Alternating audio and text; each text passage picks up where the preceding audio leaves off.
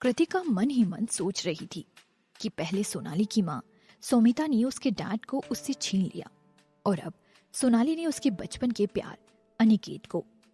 लेकिन कृतिका को अब किसी की कोई परवाह नहीं थी। उसे ऐसे गिरे हुए इंसान के लिए अपना दिल दुखाने की भी कोई जरूरत नहीं थी। अब तो कृतिका उन लोगों को उनके किए का स्वाद चखाना चाहती थी। कृतिका के शब्द अनिकेत को शर्मिंदा करते जा रहे थे। वो फिर गुस्से से बोली, जब मुझे तुम दोनों के करीब आने की खबर मिली तभी मैं समझ चुकी थी कि हमारा ब्रेकअप हो चुका है। लेकिन तुम तो इतने बेशर्म हो कि अभी भी मुझ पर धोखे का इल्जाम लगा रहे हो। बेकार के इल्जाम लगाना बंद करो। सोनाली कृतिका की बातों से परेशान होते हुए बोली। अगर वो लोग अकेले में होते तो सोनाली अनिकेत का सहारा लेकर कृतिका को भड़काने से पीछे न हटती। लेकिन इस वक्त ऐसा करने से सोनाली उन दोनों के बीच की विलेन साबित होती।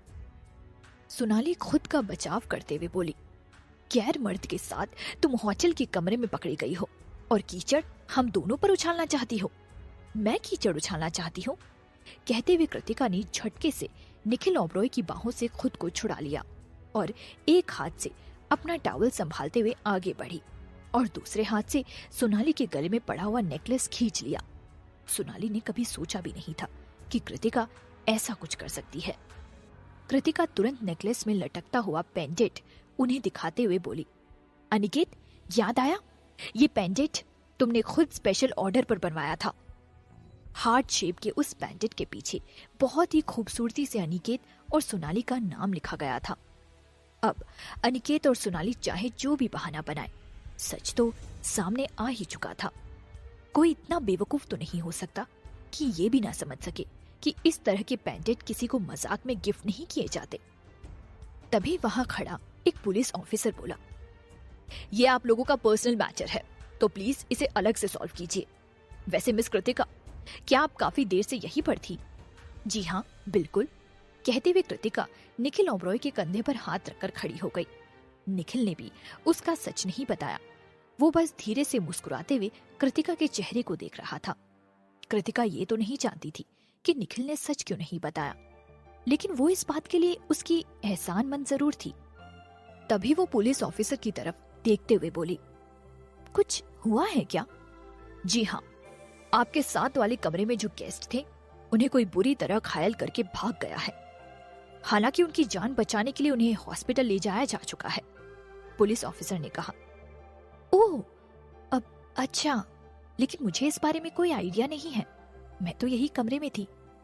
अगर आपको मुझ पर विश्वास नहीं है तो आप सीसीटीवी फुटेज चेक कर सकते हैं, कृतिका पूरे विश्वास के साथ बोली। वो अच्छी तरह जानती थी कि हॉस्टल के उस एरिया के कैमरे काम नहीं कर रहे थे। पिछली जिंदगी में जब सोनाली इस आफत में पड़ी थी तब वो तुरंत मदद मांगने के लिए अनिकेत के पास भाग गई थी। ये हॉस्टल अनिकेत कंपनी का ही था, इसलिए उस हॉस्टल में कुछ भी करवाने के लिए उसे सिर्फ एक इशारा करने की जरूरत थी। अनिकेत ने सोनाली के साथ मिलकर सभी सबूत मिटाने के बाद ही पुलिस को कॉल किया था। पिछली बार वो फिल्म डायरेक्टर इतनी गहरी चोट लगने के बाद भी बच गया था। कृतिका को इस बार भी यही उम्मीद थी कि सब कुछ पहले की तरह ही होगा। पुलिस ऑफिसर भी जानता था कि सीसीटीवी कैमरा खराब थे, इसलिए वो कुछ नहीं बोला। लेकिन उसके चेहरे के अजीब एक्सप्रेशन देखकर कृतिका सब कुछ समझ गई और बोली, वैसे मुझे एक बात समझ नहीं आई, अगर साथ वाले कमरे में कुछ हुआ भी था तो आप लोग यहाँ मुझे क्यों ढूंढते हुए आ गए? इससे पहले पुलिस ऑफिसर कुछ कहता, सोनाली तुरंत बोल पड़ी, तुमने ही तो मुझे डायरेक्टर को ढूंढने के लिए कहा था। कृतिका उसका मजाक बनाते हुए मुस्कुराने लगी। वो मन ही मन सोच रही थी, ये लड़की मुझे फंसाने की पूरी प्लानिंग करके आई है।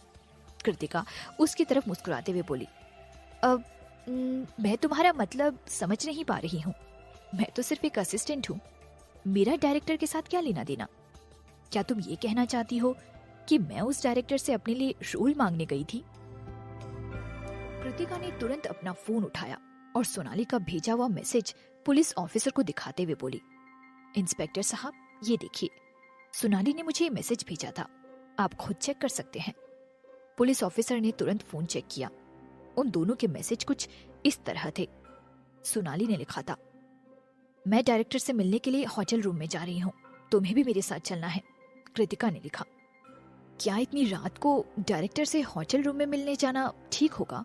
सोनाली, इसलिए तो मैं तुम्हें अपने साथ ले जाना चाहती हूँ, ताकि अगर कुछ भी हो तो तुम मेरी मदद कर सको। कृतिका, मुझे आज रात को कुछ जरूरी काम है, मैं नहीं आ सकती। मुझे लगता है तुम भी अगर ना जाओ तो अच्छा होगा। सोनाली, जब मैंने तुम्हें कहा है तो तुम्हें आना ही होगा, फालतू बात करना बंद करो। उसके बाद कृतिका ने उसे कोई जवाब नहीं भेजा। उस रात जो कुछ हुआ था कृतिका को अभी भी सब याद था। सोनाली की बात मानकर कृतिका को जबरदस्ती उसके साथ डायरेक्टर से मिलने के लिए जाना ही पड़ा। कृतिका कुछ देर पहले जब निखिल ओबरॉय के रूम के बाथरूम में कपड़े चेंज करने गई थी, तब उसने अपने फोन में सोनाली को भेजे हुए मैसेज चेक किए थे। उसने आखिर में सोनाली का कोई जवाब नहीं दिया था। कृतिका ने इसी बात का फायदा उठाकर खुद को बचाने की कोशिश की। ऐसा लग रहा था जैसे इस नई जिंदगी में सारे हालात कृतिका का ही साथ दे रहे थे। सब कुछ हूबहू वैसा ही हो रहा था जैसे उसकी पिछली जिंदगी में हुआ था। बस वो सब एक बार फिर से दोहराया जा रहा था। वो पहले भी इस सब से गुजर चुकी थी, इसलिए वो इस बार अपने सामने आई सभी मुसीबतों का मुकाबला कर पा रही थी। सोनाली जी, आपका फोन हमें इन्वेस्टिगेशन के लिए लेना होगा, पुलिस ऑफिसर ने कहा। सोनाली उसकी बात सुनकर घबरा गई। वो जानती थी उसने खुद वो मैसेज कृतिका को भेजे थे। दोनों के बीच भेजे गए मैसेज सिर्फ सोनाली की तरफ ही शक की सुई घुमा रहे थे। कृतिका का तो उससे कुछ लेना देना ही नहीं था। सोनाली के चेहरे की झिझक पुलिस को उस पर और शक करने के लिए मजबूर कर रही थी। सोनाली जी, हम उम्मीद करते हैं कि आप इन्वेस्टिगेशन में हमारी हेल्प करेंगी, पुलिस ऑफिसर सोनाली की तरफ देखते हुए बोला। सोनाली को अपना फोन देना ही पड़ा। दोनों के फोन में बिल्कुल एक जैसे मैसेज भेजे गए थे। सोनाली जी, आपको पूछताछ के लिए हमारे साथ पुलिस स्टेशन चलना पड़ेगा, पुलिस ऑफिसर तुरंत बोला। ये सुनते ही सोनाली कृतिका पर इल्जाम लगाने लगी।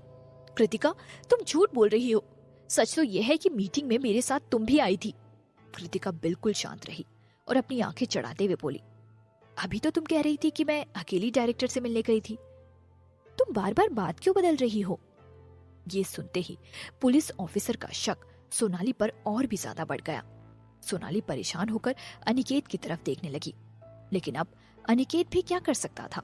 कृतिका बोली, तुम बार बार यही कह रही हो कि मैं डायरेक्टर से मिलने गई थी, लेकिन इस बात का सबूत क्या है? मैं तुम्हारे खिलाफ पहले ही सबूत दिखा चुकी हूँ, जिससे साफ है कि डायरेक्टर से मिलने मैं नहीं तुम गई थी। लेकिन अभी भी अगर तुम मुझ पर इल्जाम लगाना चाहती हो तो पहले सबूत लेकर आओ। पुलिस ऑफिसर भी कृतिका की बात से बिल्कुल सहमत थे। साफ पता लग रहा था कि सोनाली कृतिका पर गलत इल्जाम लगाना चाहती थी। जैसे ही डायरेक्टर साहब को होश आएगा तो हो सकता है पूछताछ के लिए आपको पुलिस स्टेशन आना पड़े। उम्मीद है आप इन्वेस्टिगेशन में पुलिस की मदद करेंगे। ऑफ कोर्स ऑफिसर, कृतिका ने शांत होकर जवाब दिया। वैसे भी डायरेक्टर को चोट पहुंचाने वाली कृतिका तो थी ही नहीं।